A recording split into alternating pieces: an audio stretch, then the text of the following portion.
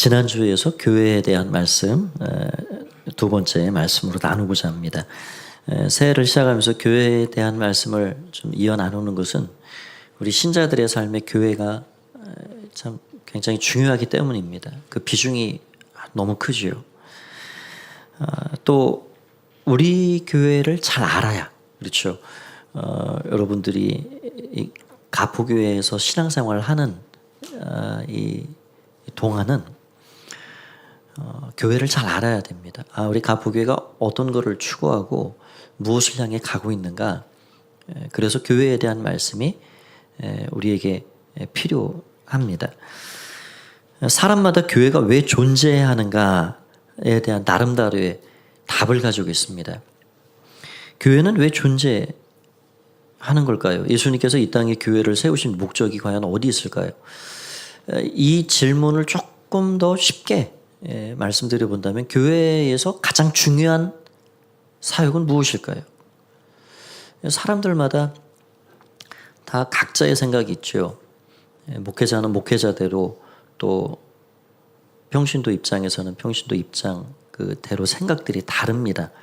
어떤 이들은 예배가 가장 중요하고, 어떤 이들에게는 전도가 가장 중요하고, 어떤 이들에게는 세계 선교를 해야 되고, 어떤 이들에게는 성경 공부가 중요하고, 아니 교회는 또 친교해야지, 친교. 저마다의 그런 자기 생각들이 있는데, 그런데 이런 자기의 생각이 중요한 것이 아니라 교회의 머리 대신 주인 대신 예수님 생각은 도대체 무엇인가 하는 것이 중요합니다. 여러분들 가정에 어떤 손님이 오셨다 그러면 그 무엇을 먹어야 될지, 반찬을 뭘 내놔야 될지, 밥 먹고 나서 어떤 차를 마셔야 될지 그 결정을 누가 하게 되죠? 손님들이 하게 됩니까? 주인장이 하게 됩니까? 주인이 하는 거죠, 주인. 주인 마음대로 하는 겁니다. 오늘은 그냥 이거 먹어. 그러고 준비해주면 손님은 그냥 그거 먹는 거예요. 저와 여러분들이 교회의 주인이 아니고서라야, 교회의 주인이라면 우리 마음대로 우리 뜻대로 하면 되겠죠. 그러나 교회의 주인은 누구십니까? 예수 그리스도이십니다. 교회의 머리 되신 예수님. 그러니까 주인장 마음이 있는 거예요. 주인장 뜻이 있는 거예요. 그래서 교회는 사람들의 생각과 의지대로 가는 것이 아니라 주인장 마음과 뜻대로, 주인 대신 예수님의 마음과 뜻이 어디 있는가, 그것을 잘 살펴볼 필요가 있는 것입니다.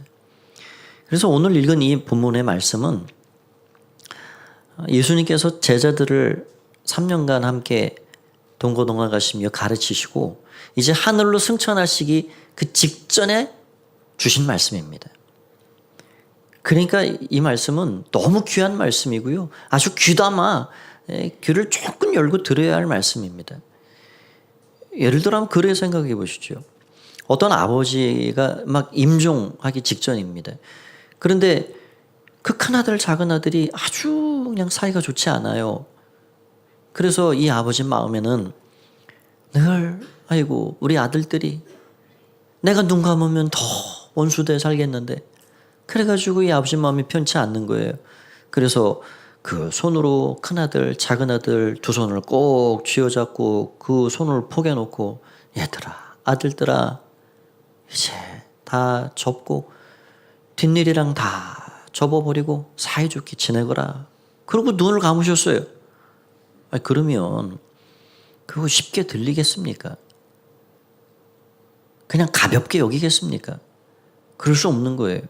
아버지가 마지막 남겨놓은 그 한마디, 어떻게 하든지 애쓰고 힘쓰고 그 노력하고 살아야죠. 아버지가 마지막 넘긴 유언이니까. 오늘 예수님께서 하신 그 말씀이 바로 그와 같은 겁니다. 이 땅의 마지막으로 위임 명령으로 주고 가신 말씀입니다. 이게 무슨 말씀을 하셨는가?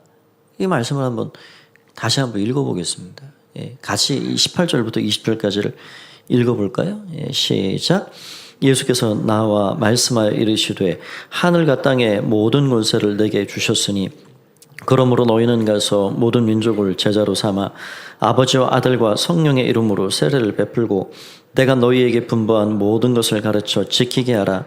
볼지어다 내가 세상 끝날까지 너희와 항상 함께 있으리라 하시니라. 아멘.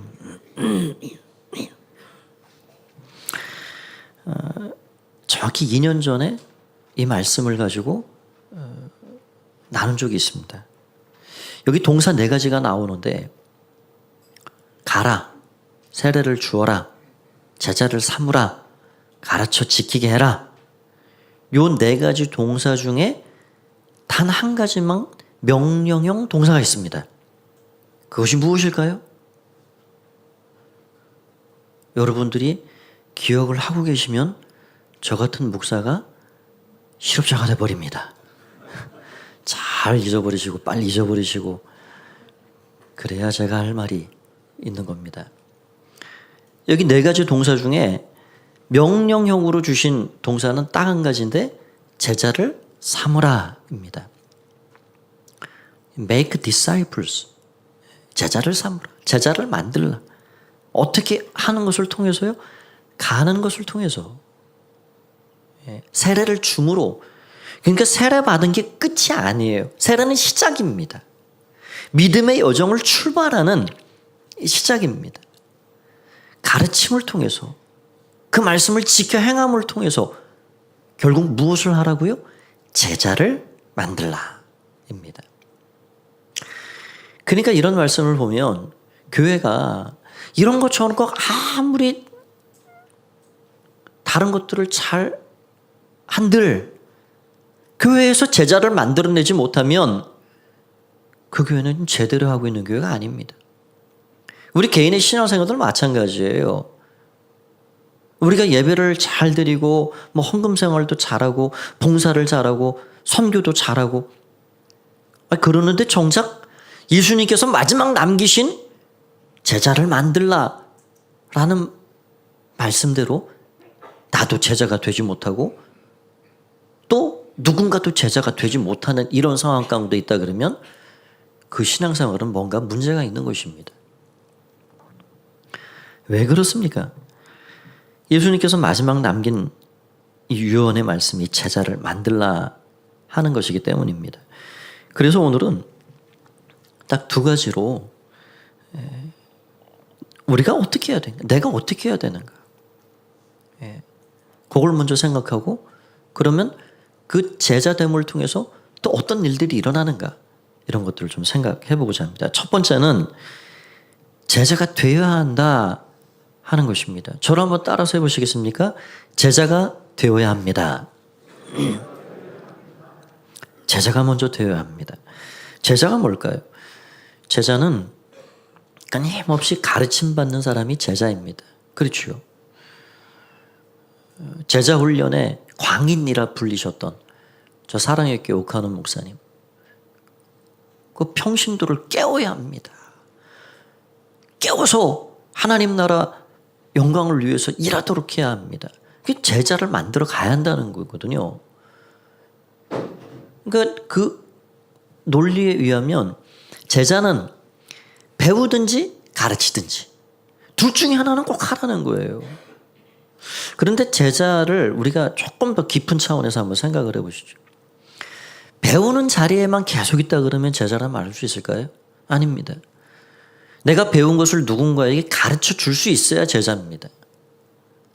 또 더 나아가서 스승이 부재할 때, 스승이 없을 때 그 스승을 대체 가능한 사람이 제자입니다.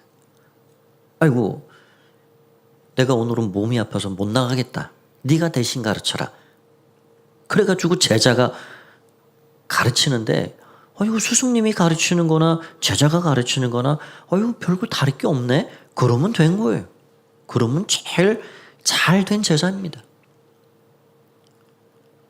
그러니까 제자는 어떤 가르침 받은 것을 가르쳐 줄 수 있는 또 그 스승의 모든 것들을 대체할 수 있는 그러니까 제자는 스승을 닮을 수밖에 없는 겁니다. 스승의 생각, 가치관, 세계관, 인생관, 이 모든 것들이 스승을 그냥 딱 빼닮은 사람, 스승이 없어도 괜찮은, 대체할 수 있는 그게 제자입니다. 그래서 우리가 예수님의 소원대로 이 땅에 더 많은 제자를 만들기 위해서는 나 자신 먼저 제자가 되어야 합니다. 좋은 제자가 되는 길은 그래서 예수님을 닮아가는 거예요. 예수님을 닮아가려고 자신의 인생을 올인한 성경의 인물이 있습니다. 우리 성경을 보면 예수님 닮으려고 하는 수많은 그런 제자들 많죠. 그러나 그 가운데에서 단연 돋보이는 자기 고백을 하고 있는 그 사람 꼽으라 그러면 사도 바울일 것입니다. 빌립보서 3장에 보면 그가 그 예수님 닮아가려고 얼마나 부단히 애를 쓰고 노력했는지. 빌립보서 3장 12절에서 14절을 보면 이렇게 되어 있습니다. 내가 이미 얻었다 함도 아니요 온전히 이루었다 함도 아니라 오직 내가 그리스도 예수께 잡힌 바 된 것을 잡으려고 달려가노라. 형제들아 나는 내가 아직 잡은 줄 여기지 아니하고 오직 한 일 즉 뒤에 있는 것은 잊어버리고 앞에 있는 것을 잡으려고 표대를 향하여 그리스도 예수 안에서 하나님이 위에서 부르신 부름의 상을 위하여 달려가노라. 그 예수님께 속하기 위해서 인생의 모든 발걸음의 방향을 그분께 맞췄다는 거예요. 그냥 예수님과 완전히 딱 달라붙어가지고 예수님과 내가 하나가 되고 싶습니다. 이런 열망이 이 고백 안에 있는 겁니다. 그렇게 예수님을 바라보고 예수님께 달라붙어 살아가면 무슨 일이 일어나는가? 예수님 판박이가 되는 거예요. 예수님 닮아가게 되어 있는 것입니다. 로마서 11장을 보면 사도 바울이 그런 이야기를 했습니다. 우리는 예수 그리스도의 그분께 접붙인 인생이 된 것이다. 접붙임을 받았다는 거예요. 돌감나무 같은 우리가 참 감람나무에 접붙임 받았다는 거예요. 그래서 우리는 약속도 없고 소망도 없고 뭐 우리가 생명을 얻을 길 자체가 없었던 그런 이방인들이었지만 유대인들처럼 약속의 참여한 자가 되고 그래서 돌감람나무에 접붙임을 받았는데 그 뿌리에서 그 뿌리는 누구입니까? 생명의 시작과 근원이 되신 예수 그리스도입니다. 그분의 그 진액을 함께 받는 자가 되었다는 것입니다.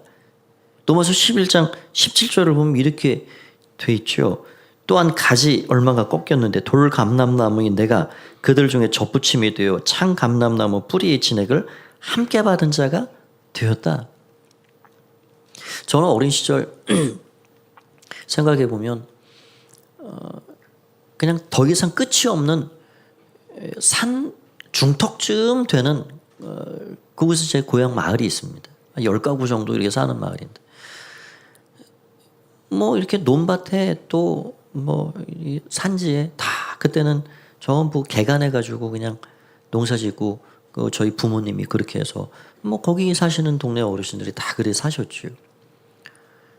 큰 과수원은 없었지만 과실수가 대부분 있었어요. 대부분 뭐 기후 때문에 안 되는 거 빼고 감나무 있고 밤나무도 있고 사과도 있고 배도 있고 대추도 있고 딸기도 있고 뭐 다 있어요. 다 조금씩. 그런데 이 사과 같은 게 지금에야 뭐 중부지방을 넘어서 위로 올라가면서 재배가 다 되지만 그때는 좋은 사과들은 다 이제 아랫역에서 대부분 재배가 됐죠. 그러니 그냥 사과나무 그냥 그 심어봐야 그게 좋은 거 기대하기가 어려워요. 그래서 하는 게 뭐냐면 저 어릴 때 저 형님들이 그런 그 농업고등학교 다니는 형님도 있고 하니까 그 접붙이는 거를 이렇게 쫙 잘라다가 그런 거를 보고 저도 학교에서 배운 거를 한번 실습도 해보고 그런 기억이 있습니다. 그 좋은 밭에 그 사과 묘목에 가지를 탁 잘라다가 접을 붙여버리는데 그러면 신기하게도 그 좋은 사과가 달려요. 거기서. 오늘 사도 바울이 이야기하는 게 뭐냐면 우리는 다 애초부터 돌감람나무 같은 존재였다는 겁니다. 별로 그렇게 가치 없는 인생, 좋은 열매 뭐 기대할 수 없는 인생, 돌감람나무인 우리들을 뚝 잘라다가 어디에 접을 붙였냐? 참 감람나무에 접을 붙였다는 거예요. 그랬더니 시간이 가면서 갈수록 어떻게 되느냐? 그 뿌리에서 올라오는 참 감람나무의 그 생명의 진액을 이 돌감람나무 가지가 완전히 받아먹고, 겉모습은 돌감나무 가지인데 완전히 그 속성이 참 감람나무가 되어버렸다는 거예요. 그리고 거기서 참 감람나무 과실을 맺는 인생이 됐다는 겁니다. 여러분, 이런 접붙임의 원리를 한번 생각을 해보시면, 거기 그 참 감람나무와 하나가 되기 위해서는 돌감람나무의 옛 속성을 그거 자꾸 벗어버려야 됩니다. 접붙임이 잘 된 경우에는 그건 시간이 지나면 그렇게 돼 있어요.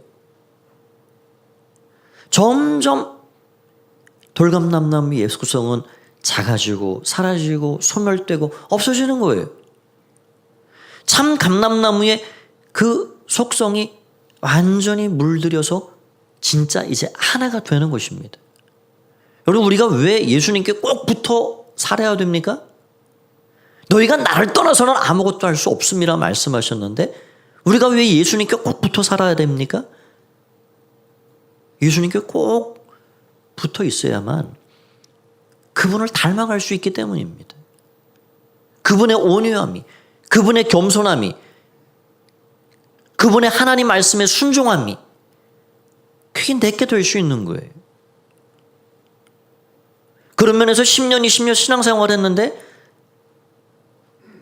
여전히 내 속성, 내 자아, 돌감나무의 옛 속성을 가지고 살아간다 그런 건 접붙임에 뭐가 문제가 있는 겁니다. 접붙임이 잘 되었다 그러면 결국은 변하게 되어 있습니다. 여러분, 그런 이 예수님께 꼭 붙어 있어야 하는 이런 일들, 개인적으로는 어떻게 하면 될까요? 하나님의 말씀을 잘 펴고 사는 겁니다. 하나님의 말씀을 늘 곁에 두고 사는 거예요. 그런다고 차 뒷자리에 성경책 올려놓고 또 침대 머리맡에 성경책 액세서리로 그렇게 놓고 그러고 살라 그런 말씀은 아닙니다. 이 성경을 우리는 열어야 됩니다. 열고 읽고 듣고 그 말씀을 묵상하고 그 말씀을 붙잡고 그 말씀이 내 귀에 들리고 머리에 새겨진 것이 이 마음에 이게 잘 내려와서 나의 손과 발이 움직이는 능력의 말씀이 될 수 있도록 그 말씀을 열고 사는 거예요. 그것이 거룩한 경건의 좋은 습관입니다. 또 기도하는 거예요. 기도. 이 골방 기도를 이제 2주 했는데 그냥 각자의 골방의 자리에서 기도하는 겁니다. 그냥 들어오셔서 기도하는 거예요. 짧은 시간. 이제 뭐 1월 한 달로 광고는 드렸지만 계속할 예정입니다. 그래서 화요일 날 오전 아침에 목요일 날 저녁 때 지금 한 70분 가까운 분들이 오전 오후 이렇게 나눠서 참여하고 계신데 더 많은 분들이 함께 참여하면 좋겠다 이런 생각이 들어옵니다. 그런 거룩한 영적 습관을 갖는 겁니다. 예수님께 꼭 붙어 있는 것은 거룩한 영적 습관을 갖는 거예요. 그런데 그런 개인적인 영적 습관도 너무 귀한 일이지만 그런 거에 한계를 우리는 많이 경험합니다. 하다가 잘 안 되는 경우들을 우리는 느끼게 되지요. 경험해요. 그래서 더 강력하고 중요한 것을 말씀드린다 그러면 바로 이 가정교회가 가지고 있는 새 축입니다. 지금도 잘 하고 계시고요.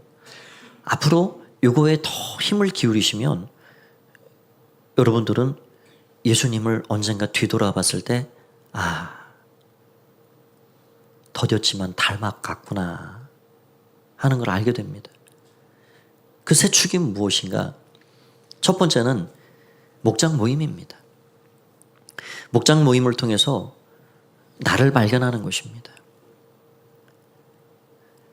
우물안 개구리처럼 지낼 수밖에 없는 나를 발견하는 거예요. 상대방을 통해서 거울을 비춰 나를 보는 거예요. 또 사람들을 알아가는 것입니다. 사람들이 가지고 있는 고통, 시련, 그 눈물 나올 수밖에 없는 그런 상황들을 보고 그 마음을 헤아려 주는 거예요. 그리고 공감하는 것입니다. 그러면서 내 문제와 내 고통에 집중하는 것을 더 폭을 넓혀서 고통의 문제에 대한 접근을 새로 하는 거예요. 거기에서 함께 기도하면서 성령님이 하시는 그런 귀한 일들을 경험하게 되고 나보다 더 경건 생활에 열심히 있는 분들의 삶의 모습을 보면서 더 전도받고 내가 더 영적인 열심을 내야 되겠구나 이런 마음의 결심도 갖게 되는 거예요. 목장 모임에 열심히 하고 계신 분들이 참 많이 계신데 올 한 해 여러분들이 목장 모임을 통해서 이런 하나님이 베풀어 주시는 귀한 은혜를 충만히 누리시는 여러분 되시기 바랍니다. 장작이 떨어져 있으면 언젠가 모르게 사그러듭니다. 그러나 장작이 함께 모여 있으면 그는 활활 타오르게 돼 있는 거예요. 목장이 바로 그런 공동체입니다. 그래서 예수님 닮은 제자로 세워가기 위해 가장 적절한 공간이 바로 목장입니다. 두 번째는 주일 예배입니다. 주일의 예배는 여기에 너무너무 놀라운 영적인 은혜가 있는 자리가 이 주일의 예배입니다. 이 주일에 1시간 드리는 이 시간이 결코 가벼운 시간이 아닙니다. 세상에서 살아가면서 묻은 때와 올룩이 이 시간 예수 그리스도의 보혈을 통해서 벗겨지고 씻음받고 하나님께서 위로부터 내리시는 그 신령한 은혜를 힘입는 시간, 영적 방전을 충전하는 시간, 하나님의 말씀에 나 혼자가 아니라 내 옆에 있는 형제 자매가 함께 공동체가 말씀에 순종하기를 다짐하고 결심하는 시간, 그 시간이 이 주일의 예배 시간입니다. 그래서 이 주일의 예배 시간을 통해서 우리가 느끼고 우리가 알고 깨닫지 못하는 영적인 충만함을 얻고 가는 거예요. 그 주일의 예배 시간을 결코 소홀히 여겨서는 안 됩니다.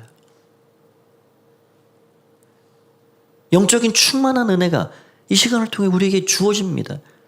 하나님께서 예비하신 아주 놀랍고 귀한 은혜가 선물로 주어지는 시간이 그래서 바로 이 주일의 연합 예배 시간입니다.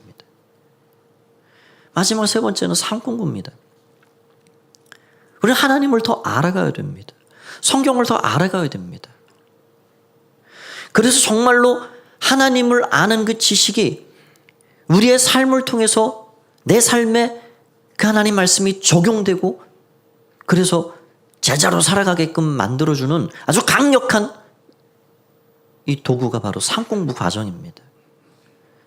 이거는 지식을 배우는 시간이 아니라 짧으면 8주, 길면 12주 동안 하나님의 말씀을 내 삶에 잘 적용해가는 그런 훈련의 기간으로 이 삶 공부 과정을 하고 있는 거예요.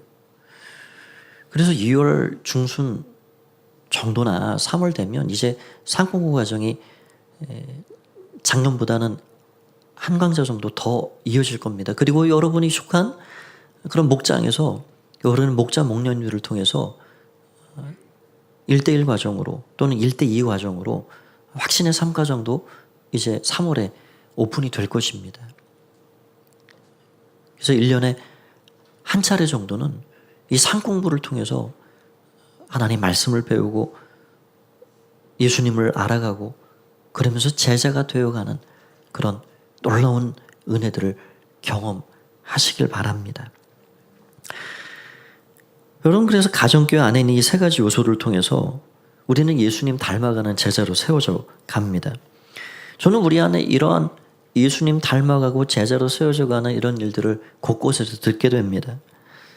이전에는 간신히 주일 예배만 드리던 분들이 이제는 믿음으로 뿌리를 내리고, 이전에는 내 필요, 내 목적을 위해서 했던 신앙생활이 하나님의 필요를 채우고자 자신을 드리고 하나님의 부르심의 목적을 깨닫고 그 부르심의 목적을 이루기 위해서 헌신을 결심하고, 이런 일들이 얼마나 놀라운 일들인지. 지금도 저 아래에서는 베드로 남성교회 우리 회원분들이 열심히 뜨거운 그 불 앞에서 붕어를 굽고 있습니다. 제가 해주십시오 라고 해서 시작된 게 아닙니다. 자발적으로 그 일이 도모됐어요. 그래서 제가 너무 고맙지요. 너무 감사하지요. 이분들이 뭐라고 말씀하시냐면, 돈 되는 분만 있으면 3월까지 할게요. 오늘은 사무실 교직원회에서 10만 원을 댔습니다. 장로님들도, 권사님들도, 안주 집사님들도 제가 꼭 하라는 것은 아니지만 잘 생각하셔서 뒤를 이어주시면 감사하겠습니다. 교회는 잔치가 돼야 돼요. 잔치. 그렇잖아요. 붕어빵 하나 굽고 뭐 별거 아니지만 여름에 되면 슬러시 그거 여러분들이 다 동참하셔서 한 주 5만 원, 어떤 주는 10만 원. 그래가지고 우리 아이들이 그거 먹고 즐거워하고 뛰어놀고, 이게 얼마나 좋은 일인지 모릅니다. 여러분, 교회는 이 잔치예요. 인생이 무거운 짐 지고 그냥 슬픔에 눌려서 그러고 온 분들이 여기에서 예배를 드리고 찬양하고 하나님의 말씀을 듣고 성도가 서로 만나서 손을 붙잡아주고 어깨를 두드려주고 그러면서 여기서 기쁨을 다시 되찾는 겁니다. 여기서 위로를 찾고 하나님 주시는 그 은혜를 이곳에서 나누는 거예요.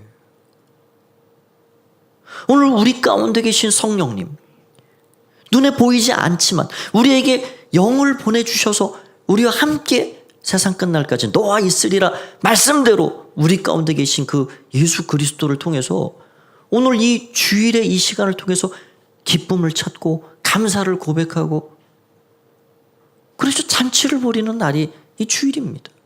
이 자잘한 잔치 우리가 잘 참여하다가 결국에는 완전한 잔치, 혼인잔치, 천국잔치, 거기 들어가서 그거 누리게 되는 거예요. 하나님께서 우리 교회에 매주마다 잔치 같은 은혜 베풀어 주시기를 기도합니다. 그래서 우리 가운데 이런 것들이, 여러분, 기쁨이 충만하면 거기에 슬픔이 껴들어 올 수가 없습니다. 한 길로 왔다가도 7길로 도망가게 되어 있습니다. 소망이 충만하면 거기에 낙심과 좌절이 자리 잡을 틈이 없습니다.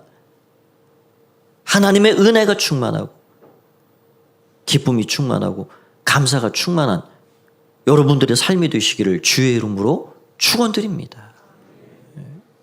그렇게 해서 우리가 제자가 되는 거예요. 제자. 저를 한번 따라서 해보시겠습니까? 주님, 제가 제자가 되겠습니다. 여러분들이 먼저 제자가 되시기를 그렇게 힘주시기를 바랍니다. 두 번째는 제자를 만들어야 한다입니다. 제자를 만들라, 제자를 삼으라 하는 말은 제자를 길러내라 하는 말입니다. 근데 제자를 어떻게 길러내야 될까? 제자는 교실 강의를 통해서 그렇게 만들어지는 것이 아닙니다. 학원 강의, 교실 강의를 통해서 만들어진 사람을 제자라 말하지 않습니다.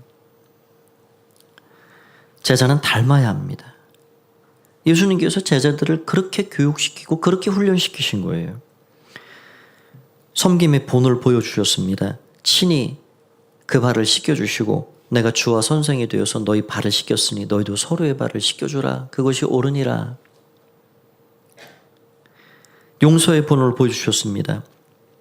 억울하게 붙잡히시고 억울하게 채찍 맞으시고 억울하게 누명을 쓰고 십자가에 달리셨지만 우리 영화에 보는 대로 사무라이 영화 그런 데 보면 그렇게 나오잖아요. 마지막 억울하게 죽으면서 아들아 이 복수를 반드시 네가 갚아줘야 하라. 그렇게 이야기하지 않으시고 하나님 저들을 용서해 주십시오.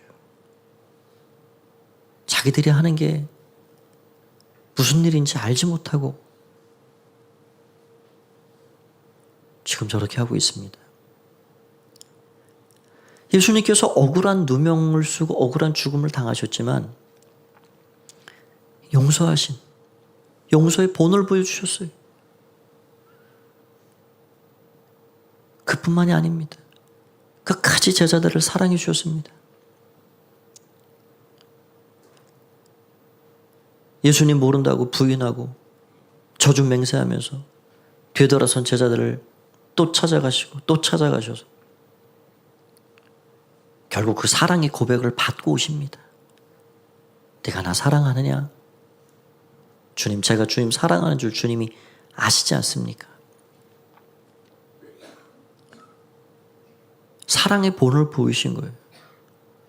그러니까 예수님께로부터 섬김해 본, 용서해 본, 사랑해 본 그 예수님의 뒷모습을 본 이 제자들이 정말로 예수님의 분신과 같이 진짜 제자가 되어서 로마의 극심한 박해 가운데 있는 그 초대교회를 목숨 걸고 또 다른 제자들을 만들며 그렇게 세워 간 것입니다. 진짜 제자가 된 거죠. 사도 바울을 한번 또 생각해 보십시오.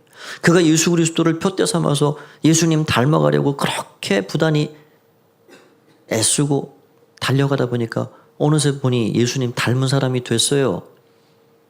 그래서 그가 교회 성도들에게 뭐라고 얘기합니까? 고린도전서 11장 1절을 보니까 그렇게 말씀합니다. 내가 그리스도를 본받은 자가 된 것 같이 너희는 나를 본받은 자가 되라. 디모데후서 2장 1절에서 2절은 또 이렇게 이야기합니다. 내 아들아, 그러므로 너는 그리스도 예수 안에 있는 은혜 가운데서 강하고 또 내가 많은 증인 앞에서 내가 내게 들은 바를 충성된 사람들에게 부탁하라. 그들이 또 다른 사람들을 가르칠 수 있으리라. 전수되는 거예요. 전수. 예수님이 보여주신 그 뒷모습 그대로 예수님 꼭 붙어 사는 이 제자들이 예수님과 판박이가 되고 예수님의 그 성품이 되고 예수님의 그 닮은 꼴이 되어서 내가 그리스도 예수님을 닮은 것처럼 너희도 나를 본받으라. 또 다른 사람들을 너희가 제자로 세울 수 있을 것이다. 전수가 일어나고 있습니다. 전수가. 참으로 놀라운 것은 섬김은 또 다른 섬김을 낳고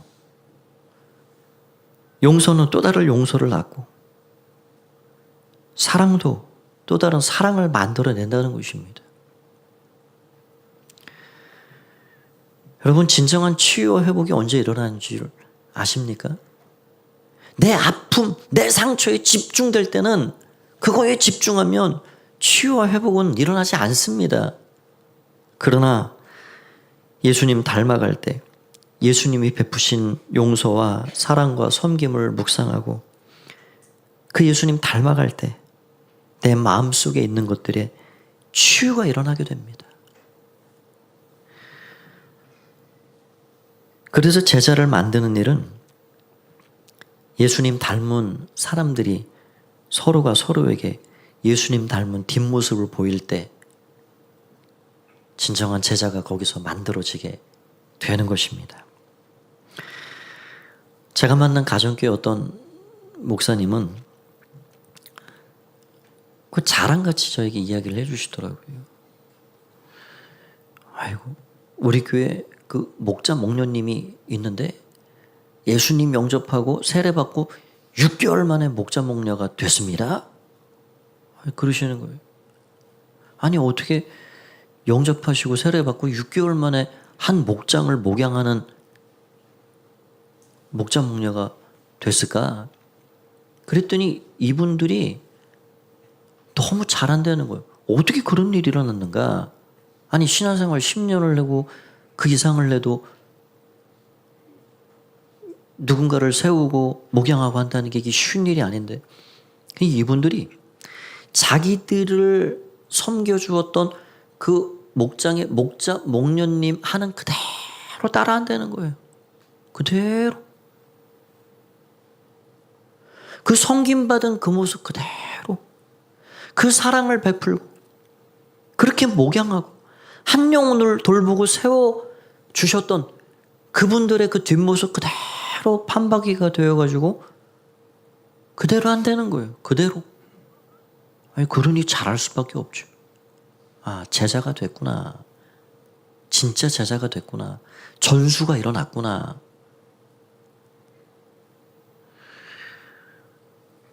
여러분 저는 우리 가포교회 안에 예수님 닮은 분들이 더 많아지는 교회가 되기를 소원합니다. 예수님 닮은 그 뒷모습을 서로가 서로에게 보여줌으로 더 많은 주님이 이 땅에 남겨놓으신 그 소원 열망 그대로 제자를 만들라라는 그 소원이 이루어지는 그런 교회가 되면 좋겠습니다.